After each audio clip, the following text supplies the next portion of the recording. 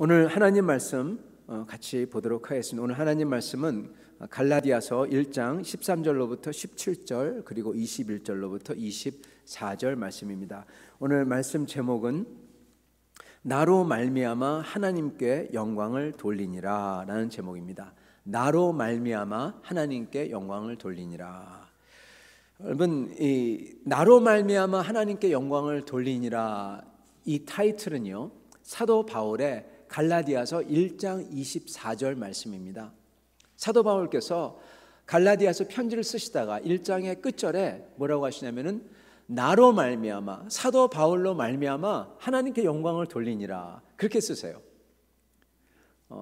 물론 사도 바울이시니까 좀 다르죠. 그렇지만 생각해 보면은 대담한 말씀입니다. 나 때문에 하나님께 영광을 받는다는 거예요. 과연 여러분이나 저가 나 때문에 하나님의 영광을 받으십니다, 그렇게 얘기할 수가 있을까요? 나로 말미암아 하나님께 영광을 돌리니라, 그렇게 편지에다가 쓸 수가 있을까요? 성도 여러분, 이게 우리에 대한 말씀입니다. 다른 사람에 대한 얘기가 아닙니다. 우리도 이렇게 돼야 될 줄 믿습니다. 아멘, 아멘. 네. 성도 여러분, 그렇다면 어떻게 해야 나도 자신 있게 나로 말미암아 하나님께 영광을 돌리니라 이러한 말을 할 수가 있을까요?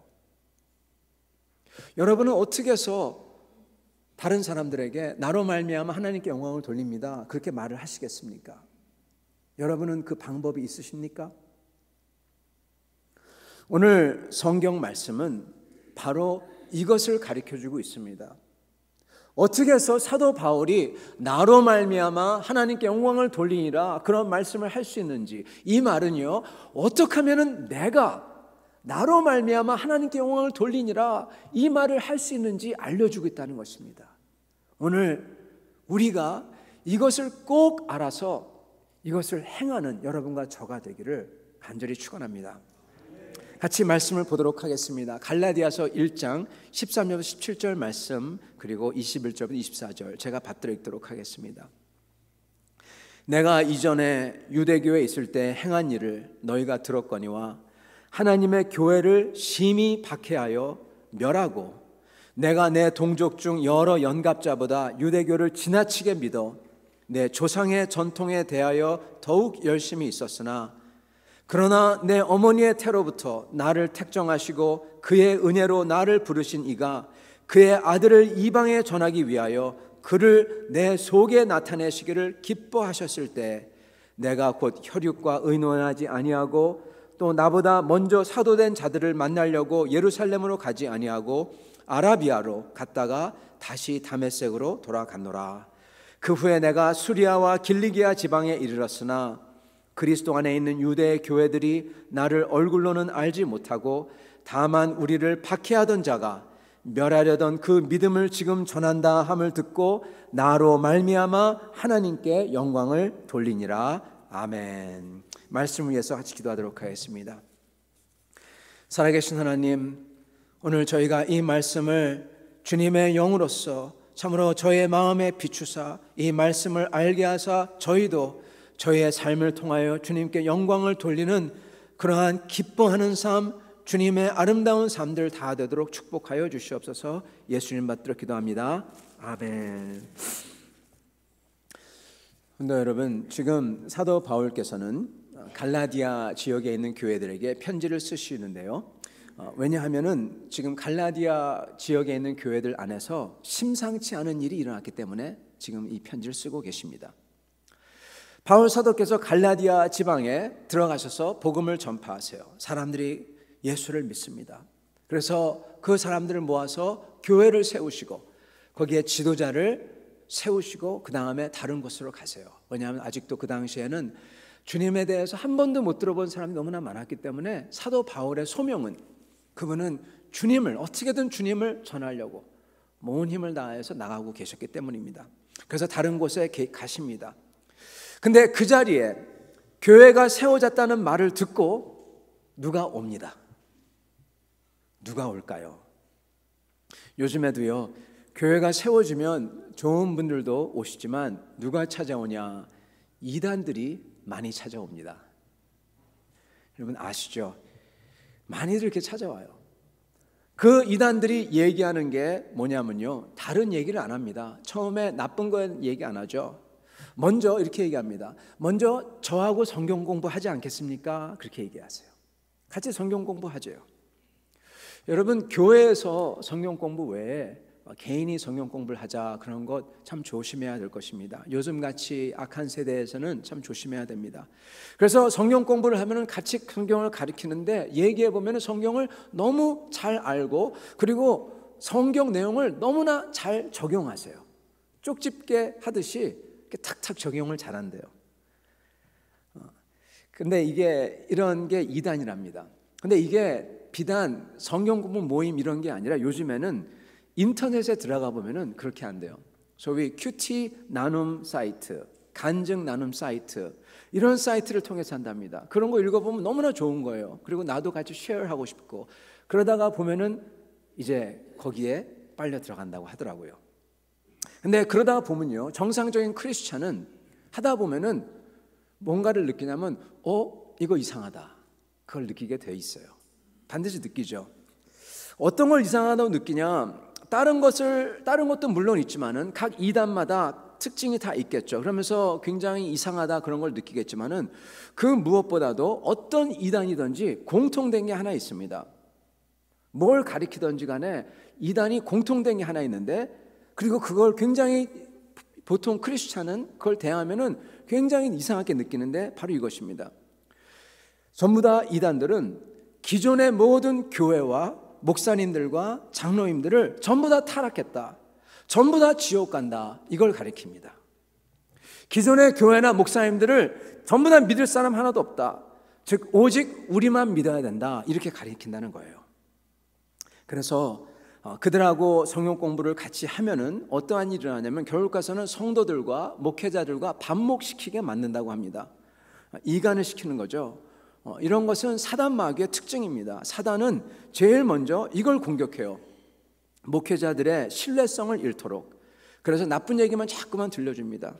그리고 목회자에서 나쁜 얘기만 자꾸만 듣다 보면은 거기에 젖어 들어가고, 그래서 하고자 하는 게 뭐냐?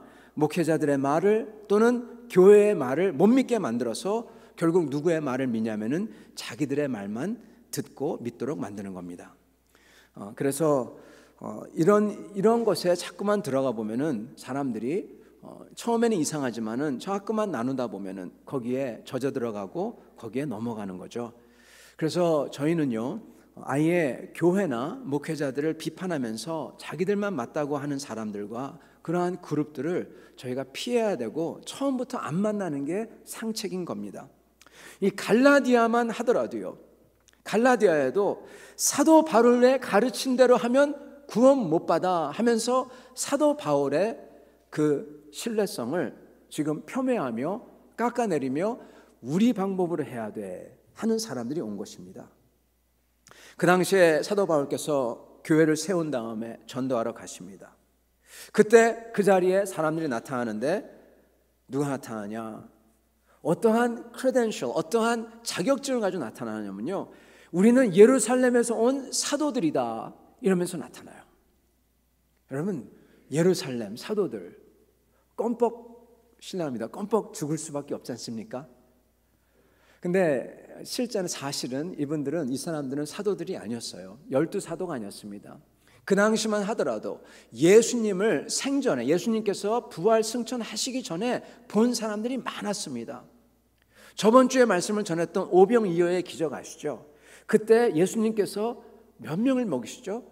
남자만 5,000명, 여자와 아이들을 다 포함하면 대략 한 2만 명쯤 되지 않았을까?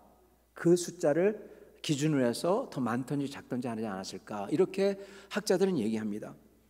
여러분, 2만 명이나 따라다녀요. 예수님을 다 봤어요. 가르침을 받았어요. 그들이 자기가 예수를 봤다고 하면서 오는 거예요. 사도 바울, 그 사람 누군데? 그 사람은 예수님을 한 번도 본 적이 없는 사람이야. 우리는 그 사람 몰라. 우리는 예수를 직접 본 사람들이야. 이렇게 얘기를 하는 것이죠. 그러면서 그들이 와서 가리킵니다. 가리키면서 그 사람들이 얘기할 때 갈라디아 사람들은 와 진짜 보셨구나 그러면서 그들의 얘기를 들어요. 그러면서 그 사도들이 소위 선생이라는 사람들이 물어요. 사도 바울이 대체 당신들에게 뭐라고 가르쳤어? 믿으면 된다고 가르쳤습니다. 믿음으로 구원받는다고 그랬습니다. 믿음 맞소? 진짜 그렇게 가르쳤어? 믿기만 하면 된다고 그랬습니다. 믿기만 하면? 그거 아니요. 물론 예수를 믿어야 돼요. 그러나 믿기만 해서는 천국 못 가오. 예수를 믿고 착하고 선하게 살아야 돼요. 여러분 거기까지 들어보면은 굉장히 좋은 말이죠. 착하고 선하게 살아야 되잖아요. 그죠? 착하고 선하게 살아야만 천국 가오. 그 자체가 사실은 맞지 않는 것입니다. 이유를 좀 더 이따 얘기해 드리겠습니다. 그러면서 그들이 하는 말이 착하고 선하게 살려면 우리처럼 율법을 지켜야 합니다. 그렇게 말을 한 것입니다. 예수님의 십자가 좋습니다. 그러나 아브라함처럼 그가 지켰던 율법을 우리도 지켜야 됩니다. 성도 여러분, 아브라함이 율법 지키지 않았습니다.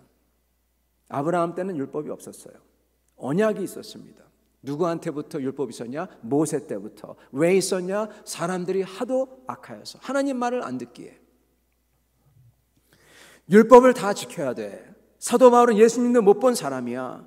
우리는 주님을 본 사람들이고 이걸 믿고 따르기 시작한 것입니다.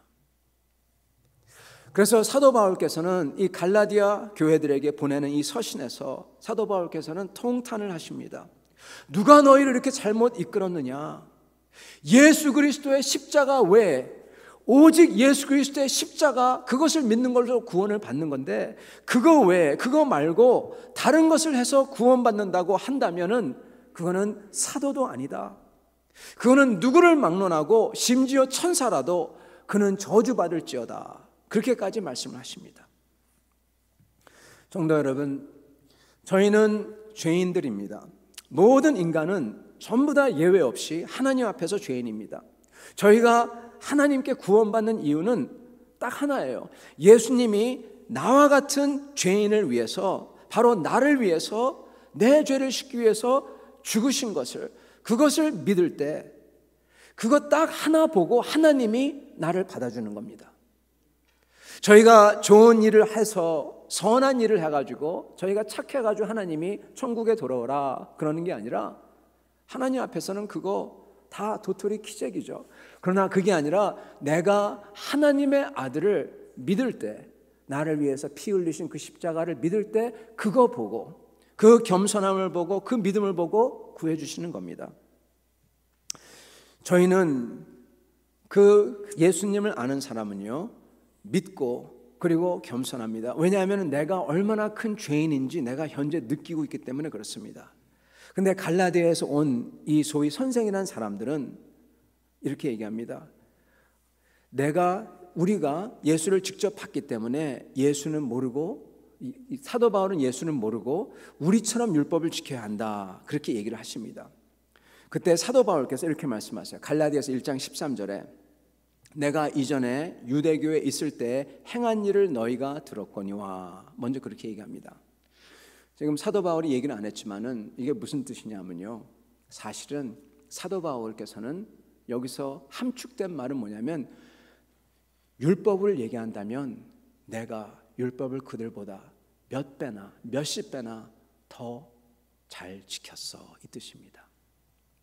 내가 예루살렘에 있었을 때 행한 일을 너희가 안다.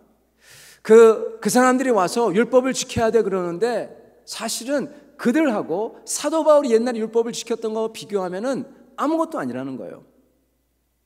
근데 거기서 하나를 더 하십니다. 13절에 계속 말씀하시는데 하나님의 교회를 심히 박해하며 멸하고 그렇게 얘기하십니다. 의외입니다. 사도 바울께서 만약에 여러분 우리가 열심히 가르쳐 누가 와서 사도 바울처럼 거기다가 율법을 해야 된다 그랬을 때 그렇게 얘기하지 않겠어요? 저 같아도 그렇게 얘기하겠습니다. 율법 그 사람들 아무것도 몰라. 내가 더 잘 알아. 그들보다 몇 배나 더 잘 지켰어. 그렇게 얘기할 것입니다. 사도 바울은 진짜 그렇게 했던 사람이죠. 사도 바울은 어쩌면은 그 당대에 자기의 스승인 가말리엘 빼놓고 나서는 그보다 더 율법을 잘 아는 사람이 없었던 사람입니다. 근데 그가 뭐라고 하느냐? 놀랍게도 지금 이 말씀에서 내가 하나님의 교회를 심히 핍박하여 멸하고 나는 죄인이다. 자는 나쁜 사람이다. 그렇게 얘기를 하고 있는 것입니다. 갈라디아 사람들에게 내가 더 잘해 그게 아니라 나는 죄인이야. 그렇게 얘기를 하고 있는 거예요. 14절 내가 내 동족 중 여러 연갑자보다 유대교를 지나치게 믿어 내 조상의 전통에 대하여 더욱 열심히 있었으나 이게 무슨 얘기냐? 유대교, 이슬람교 이런 거에서 보면요, 안 믿는 사람들 안 믿으면 막 핍박하고 심지어 죽이는 사람들 있잖아요. 자기가 그랬다는 거예요. 그렇게 악한 사람이었다는 것입니다. 진짜 사도 바울이 옛날에 그랬어요. 스데반을 죽일 때 자기가 그걸 주동했고, 다른 사람들은 그냥 믿는 크리스찬들을 쫓아냈다면 자기는 크리스찬들을 집집마다 다니면서 다 검색해서 다 끌어내오고, 예루살렘에서 그것도 모자라가지고 완전히 씨를 말리려고 다마스커스까지 올라갑니다. 아주 질긴 사람이에요.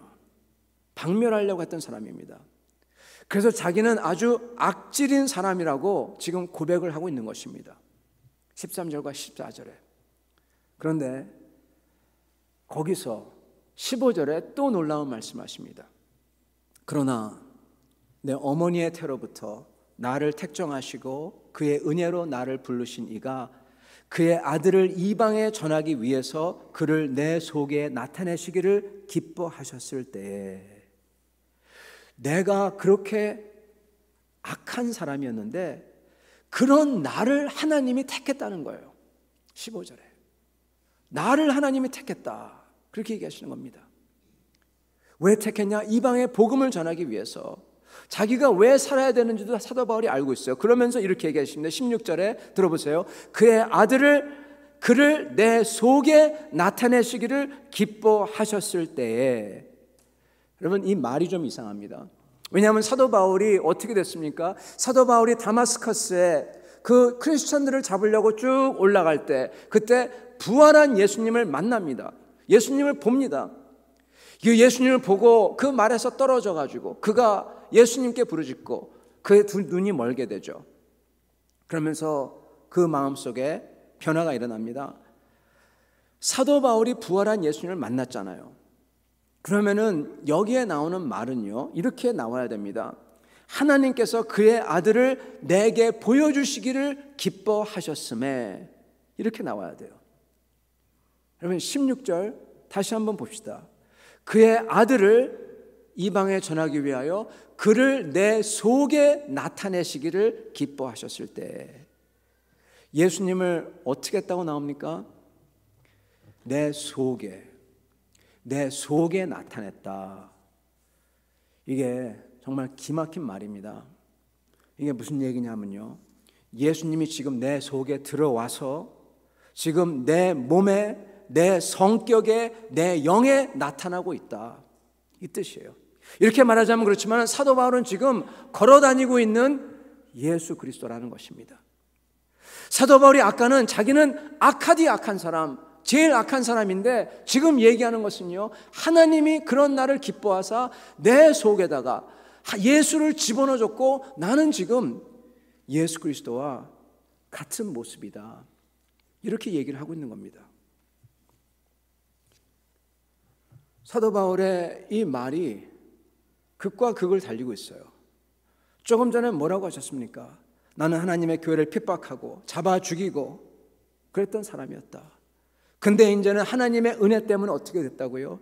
이제 내가 예수 그리스도께서 내 속에 오시고 내가 예수 안에 있고 내가 살아계신 예수님의 증거 그 자체가 되었다, 그렇게 얘기하는 겁니다. 이거는 반전입니다. 완전히 반전. 가장 나빴던 사람이 완전히 돌아서 가지고 하나님께 가장 쓰임받는 사람이 되었어요. 가장 나빴던 사람, 가장 아래로 바닥으로 내려갔던 사람이 예수 그리스도의 십자가를 붙들어 가지고 어떻게 됐다고요? 예수를 전하는 사람이 됐어요. 가장 극적으로 나빴던 사람이, 대적을 하나님께 했던 사람이 가장 극적으로 선하고 하나님께 쓰임받는 사람이 됐다, 이렇게 고백을 하고 있는 것입니다. 성도 여러분, 이게 바로 하나님의 은혜고 하나님의 역사입니다. 저희가 오늘 말씀, 나로 말미암아 하나님께 영광을 돌리니, 그랬을 때 어떻게 저희가 내 자신으로 말미암아 하나님께 영광을 돌리나? 아주 간단합니다. 하나님을 위해서 무슨 좋은 선한 것을 하며 살고, 그리고 선한 일을 위해서 내가 열심히 일하고 그럼으로써 하나님께 영광을 돌리냐? 여러분, 사실 그거 잘 되지도 않습니다. 하루 이틀 3일 한 다음에 그 이상 가기 쉽지 않습니다. 1, 2년 한 다음에 계속 10년, 20년 그렇게 선한 것 쭉 하기 너무 힘듭니다. 그 만약에 그걸 했다면은, 그렇게 산다면은 그건 대단한 사람입니다. 그리고 대단한 사람이기에 사람들이 보고 칭찬하고 인정하고, 그럴 때 그 사람은 반드시 우쭐해집니다. 그럴 수밖에 없습니다. 인간이기에. 결국 그걸 할 수 있다고 하더라도 그걸로 결국 자기의 영광을 드러낼지는 모르지만, 인간에게 인정받거나 그걸로 우월감을 얻거나 자기가 스스로 만족감을 얻거나 그럴지는 모르지만, 그걸로써 하나님께 영광을 돌리지는 못하는 것입니다. 오히려 그렇게 하려다가 망해버려요. 왜요? 우쭐해지거든요. 교만해지거든요. 잠언서 16장 18절 말씀에 이런 말씀이 있습니다. 교만은 패망의 선봉이요 거만한 마음은 넘어짐의 앞잡이니라. 우리가 잘 아는 말씀이죠. 교만하면 패망한다, 그렇게 이해를 합니다. 맞는 말씀입니다. 그러나 잠언서든 하나님의 말씀은 단순히 우리에게 지혜를 가르쳐 주는 거로만 끝나지 않습니다. 거기에는, 하나님 말씀에는 예언적 가치가 있어요. 예언적 가치, 구원적 가치, redemptive value가 있어요. 무슨 말이냐면요, 여기 나오는 패망이라는 것은 하나님 나라 천국 문 앞에서 패망인 것입니다. 넘어짐이라는 것은 하나님 앞에서 넘어짐이라는 거예요. 즉, 교만하면은 하나님 나라 앞에서, 그 문 앞에서 못 들어간다는 거예요. 거만한 마음은 앞잡이다. 앞잡이, 속이는 것. 누구를 속이냐? 우리 자신을 속인다는 겁니다. 그래서 우리가 넘어지도록 만든다는 것입니다. 하나님께 영광 돌리는 것은 내 힘으로 되는 게 아닙니다. 그러다가 교만해져서 천국문 앞에서 망하기가 십상이라는 것입니다. 하나님께 영광을 돌리는 것은 오히려 패러독스 같지만 정반대입니다. 딱 한 방법입니다. 낮아지는 것입니다. 아니, 낮아지는 게 아니라 내가 죽은 것을 발견하는 겁니다. 그리고 재발견하는 것입니다. 이게 사도 바울의 방법이에요. 사도 바울, 사울, 예전에 사울이었죠. 그 악했던 사람이 부활하신 예수 그리스도를 빛 가운데서 만난 다음에 어떤 일이 일어났습니까? 그 사울이 깨달아요. 뭘 깨닫냐? 내가 율법적인 열심을 가지고 했던 이 모든 일들이, 그 하나하나가 얼마나 헛되고, 헛된 것뿐만 아니라 얼마나 악했던 것지, 얼마나 이것들을 통해서 하나님을 대적하고 하나님 위에 올라가려고 했던 것인지, 이걸 깨닫게 되는 것입니다. 그래서 하나님 앞에서 울면서 3년 동안 저 아라비아에, 저 사막에 들어가 가지고 그렇게 악했던 자기를 구해준 하나님께 감사하면서 하나님 말씀을 붙들고 찬양하며 주님을 만나며 사람이 완전히 3년 동안에 다 바뀌어지는 겁니다. 여러분, 하나님께 인간이 영광을 드린다. 그것도 이미 천상에서 영광스러운 하나님께 죄로 찌든 우리가, 영혼들이, 우리가 무슨 선한 일을 해서 그 영광의 주께 어떤 영광을 더해드린다. 이건 말도 안 되는 겁니다. 우리 자신도 하나님처럼 영광스럽지 아니하면 더해드릴 영광이 없는 거예요. 오늘 주님께서는 방법을 알려주십니다. 우리 죄인인 인간이 하나님께 영광을 돌려드리는 방법은, 유일한 방법은 딱 하나인데, 바로 내가 얼마큼 큰 죄인인 줄 깨닫고 그걸 애통해하면서 이런 나를 살려주신 하나님께 감격하며 감사하며 찬양하는, 그걸 하는 겁니다. 그리고 그것 때문에 하는 모든 일들, 내가 무엇을 하든지 그 하나님께 감사해서 하는 모든 일들, 그걸로 하나님께 영광을 돌린다는 것입니다. 여러분, 그렇게 감격하는 과정에서 어떤 일이 일어납니까? 내가 바뀌어요. 진실 앞에서 고백이 터져 나와요. 회개가 일어나요. 회심이 일어나요. 예전에 내가 원하던 것과 지금 내가 원하던 게 달라지고, 내 성질을 부리던 게 달라지고, 내 바라보는 목적이 달라지고, 다 달라집니다. 여러분, 내 성질, 성품, 이거 어떻게 바꿉니까? 내 어머니에게, 내 아버지에게 물려받은 건데 그거 어디 안 가지 않습니까? 그냥 툭툭 나오지 않나요? 거기다가 삶 속에서 배운 못된 것들이 있습니다. 이걸 어떻게 하겠습니까? 주님의 방법은, 사도 바울의 방법은, 성경의 방법은 그리스도의 십자가 앞에서 내가 얼마나 큰 죄인이며 동시에 그런 나를 사랑하신 그 하나님의 사랑을 경험하는 겁니다. 나같이 나쁜 죄인에게도 주시는 그 크신 사랑과 은혜가 느껴질 때, 그때 내가 바뀌는 거예요. 그건 내가 하는 게 아니라 하나님이 하시는 거고요. 사도 바울은 진짜로 너무너무 괴롭고 슬프고 그랬을 것입니다. 죄책감 때문에. 제가 사도 바울을 만나지는 못했죠. 모르죠. 그러나 제가 주님을 만난 사람들을 보면 어떤 분들은 그게 깨달아질 때 정말 땅바닥에 엎드려져서 통곡하고 자기에게 죄를 막 쏟아내면서 울면서 뒹굴어요. 왜 뒹구냐? 왜냐하면 내 죄 때문에도 뒹굴고 하나님의 은혜가 너무 커서 뒹굴고 그 하나님 은혜에 비한 또 내 모습 때문에 너무 그래서 뒹굴고, 어떤 이들은 조용히 눈물을 뚝뚝 흘리면서 주님 앞에 자백하며 회개하며 주님을 만나기도 합니다. 어떤 모습이든지 저희는 주님 앞에 나갈 때마다 이 역사가 있어야 되는 겁니다. 내가 죽고 그리스도가 사는 역사가 있어야 되는 거예요. 내가 얼마나 큰 죄인이고 그런 나 같은 죄인을 구해준 주님 앞에 너무나 고마워 찬양을 하는 그겁니다. 내 옛날 것을 다 벗어 던지겠습니다, 주님. 그 결심을 하고 회심을 하고 주 앞에 나아가는 거죠. 이게 저희를 선하게 하는 것입니다. 여러분, 이 찬양, 나 같은 죄인 살리신 주 은혜 놀라와 잃었던 생명 찾았고 광명을 얻었네. 큰 죄악에서 건지신 주 은혜 고마워. 나 처음 믿은 그 시간 귀하고 귀하다. 이걸 쓴 존 뉴턴은요, 바로 이 은혜를 경험한 사람입니다. 우리는 이 존 뉴턴에 대해서 대부분 사람들 너무나 잘 알고 있을 것입니다. 근데요, 이 사람의 회심의 역사를 사람들이 모르는 게 하나 있습니다. 이분은 노예 상인이었습니다. 사람을 잡아서 배에다 싣고 와서 파는 사람이었어요. 이 사람이 예수를 만난 것은 사실은 언제 만났냐면요, 어렸을 때 만났어요. 젊었을 때 대서양에서 배가 큰 폭풍을 만나서 돛이 부러지고 물이 막 새고 그랬을 때 이 사람은 젊고 이 지위가 제일 낮기 때문에 어디를 보냈냐? 배 맨 밑에 보내요. 거기는 잘못하면 죽는 데입니다. 물이 차오르거든요. 물이 차고 물이 막 흘러 들어오고 그러는데 그 사람은 펌프질을 합니다. 물을 펌프해서 밖으로 내보내야 되니까. 그렇지 않으면 배가 가라앉으니까 펌프질을 하면서 그 차디찬 대서양 물에서 그러면서 그가 기도를 합니다. 안 믿는 사람이, 주님이 계시다면 나를 살려주세요. 나를 살려주시면 내가 주님을 믿겠습니다.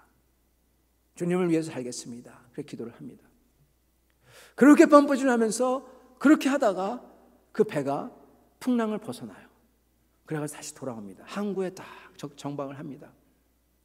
그런 다음에 그는 하나님을 깡그리 잊어버려요. 깡그리 잊어버리고, 그리고 노예 상선에 탑니다. 그리고 노예 상인을 따라다니면서 자기도 노예 상인이 되어버립니다. 그러다가 저기 어느 섬에 가서 그때 전도를 다시 받고 그 다음에 다시 예수를 믿고 그 다음에 영국에 돌아와서 자기 딴에는 자기가 하나님에게 소명이 있다 느껴가지고 신학교까지 가요. 그래서 목사가 됩니다. 그때까지 이 사람은 노예 상인이 됐던 거에 대해서 하나도 죄책감이 없었어요. 목사로 활동하고 있다가 어느 날 요한 웨슬레 목사님의 설교를 듣게 돼요. 그 설교를 들을 때 그때 그 사람의 인생이 다 생각나면서 자기가 했던 그 약속, 하나님 앞에 했던 그 약속과 자기가 노예를 팔고 샀던 것을 생각이 나면서 그러면서 목사인데도 예수인데도 예수를 믿는다고 하면서도 그러한 것을 하면서 아무런 양심의 가책이 없었던 것이 그때 한꺼번에 그에게 닥치는 거예요. 나는 정말 죽을 사람이구나. 정말 악한 사람이구나. 아예 예수를 모르고 노예 상인을 했다는 말을 안 하는데 노예 상인을 한 다음에 예수를 믿고 심지어 목사까지 됐는데도 그게 없는 겁니다. 그런 자신을 발견하고 나서는 그때 그 괴리감을 느끼면서 그 사람이 깊이 떨어져요. 나는 정말 죽을 죄인이구나. 그런 자기를 하나님께서 부르시고 그런 자기를 살려주시고 복음을 전하게 했구나. 그걸 깨달아서 이 사람이 쓴 게 바로 이 찬양입니다. 나 같은 죄인 살리신 주 은혜 놀라와 잃었던 생명 찾았고 광명을 얻었네. 큰 죄악에서 건지신 주 은혜 고마워. 나 처음 믿은 그 시간 귀하고 귀하다. 여러분, 이 괴리가 이게 크면 클수록 내가 얼마나 깊은 죄인이었는데 그거에 깨달아지면 깨달아질수록 그런 나를 하나님이 불러주시고 그런 나를 사랑해 주는 것을 깨달으면 깨달을수록 하나님께 높은 영광을 드릴 수가 있는 것입니다. 아이러니하지만 죄가 깊었던 사람일수록 그가 주님을 믿어서 돌아올 때 그게 십자가에서의 은혜와 사랑을 그가 말을 안 하더라도 선포하는 거예요. 그가 그냥 몸으로 선포하는 거예요. 이건 자기가 하는 게 아니라 하나님이 하는 것입니다. 갈라디아서 1장 23절 24절 다만 우리를 박해하던 자가 전에 멸하려던 그 믿음을 지금 전한다 함을 듣고 나로 말미암아 하나님께 영광을 돌리니라. 사도 바울이 딱 그 모습인 것입니다. 내가 세상에서 가장 나쁜 사람이었는데 그런 나를 살리셨다. 그렇기 때문에 사도 바울의 그 결심이 하나님을 위해서 살겠다는 결심이 그렇게 굳센 겁니다. 사랑하는 성도 여러분, 저희도 이 은혜를 계속하여 받아야 됩니다. 이게 없이 이러한 은혜를 받음이 하나님께 은혜를 받음이 때때로 있지 아니하고 그냥 신앙생활을 하면요, 그냥 저희는 어떻게 보면 다람쥐 쳇바퀴 돌듯이 겉껍데기 것만 하면서 사는 거예요. 제가 얼마 전에 이 이야기를 들었습니다. 이 이야기를 들으면서 여러분 들어보세요. 느끼는 그 포인트가 다를지도 모르겠습니다. 암병동에서 어떤 분이 어떤 간호사가 암병동에서 일하고 있었대요. 그 간호사가 새벽 한 4시쯤에 띵 종이 울려가지고 찾아갔답니다. 그러니까 거기에 이제 말기암 환자였죠. 그 사람이 누워있고 거기 아내가 아마 졸고 있었던 것 같아요. 졸고 있었는데 그분이 하는 말이 사과를 자기 보러 깎아달라더래요. 새벽 4시에 사과를 깎아달라고 부르잖아요. 간호원도 분명히 잠자고 있었을 거 아닙니까? 얼마나 귀찮겠어요. 그래서 생각해 보면은 좀 있으면은 옆에 있는 보호자가 깎아주면 되는데 굳이 띵동 해가지고 자기까지 불러 사과를 깎아달라고 하니까 짜증이 나는 거죠. 그래서 사과를 깎아줍니다. 막 깎아요. 그러니까 좀 쪼개달래요. 쪼갭니다. 보더니 좀 예쁘게 좀 쪼개달래요. 아니, 알겠다고 그냥 하나하나 그냥 쪼개줍니다. 됐냐고. 됐다고 합니다. 며칠 후에 그 암병동 환자가 죽습니다. 죽은 다음에 그 아내가 그 간호원에게 와요. 오더니 하는 말이, 간호원님, 제가 그때 사실 깨어 있었습니다. 깨어 있었대요. 하는 말이, 그날이 자기의 결혼 기념일이래요. 그날이. 자기 남편이 자기가 사과를 얼마나 좋아하는 줄 알고 있는 게 그거밖에 없으니까, 옆에 있는 게 그거밖에 없으니까 그걸 깎아주고 싶은데 그럴 힘이 없다는 거예요. 그래서 간호사님을 불렀는데 간호사님이 그렇게 오셔서 그렇게 깎아주시고, 그런 거 너무나 고맙습니다. 저의 마지막 선물이었습니다. 여러분, 그걸 들으면 여러분이 간호사라면 어떻게 느끼셨겠습니까? 여러분, 저 같으면 모르겠습니다. 저는 그렇게 불렀다면 조금 전에 말씀드린 것처럼 귀찮고 짜증나고 화내고 그랬을지도 모르겠어요. 이 세상에 선한 사람 하나도 없습니다. 죄인입니다. 내가 얼마나 큰 죄인인지 그렇게 죽어가는 사람 앞에서 그것 가지고 그러고, 우리는 죄인입니다. 내가 하나님 앞에서 얼마나 부족하고 죄인인 것을 시시각각 깨닫고, 이런 나마저 하나님이 사랑해 주시는 것을 내가 느끼며 하나님께 찬양하지 아니하면 저의 신앙생활은 겉돌 수밖에 없는 것입니다. 여러분, 저희가 하나님께 은혜를, 영광을 돌려드릴 수 있는 존재가 아니에요. 영광 돌려드릴 영광이 없습니다. 그러나 하나님께서 받은 것은 저희가 돌려드릴 수 있어요. 하나님께서 그러한 죄인을 용서하시고 사랑해서 그러한 나에게 다가오셔서 나를 사랑한다 하시고, 나를 위해서 하나님의 아들이 저 십자가에서, 그 선하신 분이 가시면류관을 쓰시고 아무것도 요구하지 아니하시며 아무 소리 안 하시며 죽어가신 그것, 날 위해서, 그것을 생각할 때 너무나 주님 앞에서 자랑할 거 없고 감사한 것입니다. 그것을 생각할 때 주님에게 내게 있는 것 다 드리고 싶은 것입니다. 성도 여러분, 은혜를 많이 받아야 됩니다. 조금만 받으면 안 됩니다. 왜냐하면 조금만 받은 사람은 조금밖에 못 드려요. 자기의 죄가 조금밖에 없다는 사람은 조금밖에 용서를 못 받았으니까 하나님께 감사할 것도 없어요. 그러나 내 죄가 얼마나 크고 내가 어떤 줄 아는 사람은 그러한 나를, 그러한 죄를 용서해 줬기 때문에 하나님께 다 드리고 싶은 겁니다. 기쁘면 기쁠수록. 사도 바울은 그 죄가 깊었습니다.